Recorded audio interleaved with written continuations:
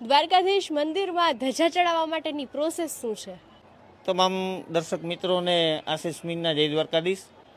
જે કંઈ પ્રોસેસ છે એ દ્વારકા ગુગડી બ્રાહ્મણ જ્ઞાતિ 505 સમસ્ત દ્વારા દ્વારકાધીશ મંદિરના શિખર ઉપર જે ધ્વજા આરોહણ કરવા માટેની જે પરમિશન છે એ આપવામાં આવતી હોય છે.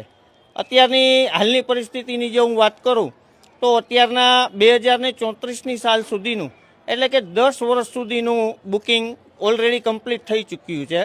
આખા દિવસ દરમિયાન 6 વખત ઠાકોરજીના શિખર ઉપર ધ્વજા આરોહણ કરવામાં આવે છે, જેમાંથી 4 ધ્વજાજીનું બુકિંગ ઓલરેડી 10 વર્ષનું થઈ ગયું છે. આ ઉપરાંત જે 2 ધ્વજાજી મંદિર ખુલવાનો જે સમય હોય છે એટલે કે સવારના 7 વાગ્યે મંગલા આરતી અને સાંજના 5 વાગ્યે ઉત્થાપનના જે દર્શન થાય છે એ સમયે જે ધ્વજા આરોહણ કરવામાં આવે છે તેમનું બુકિંગ ઓપન રાખવામાં આવેલું છે, જેનો દર મહિને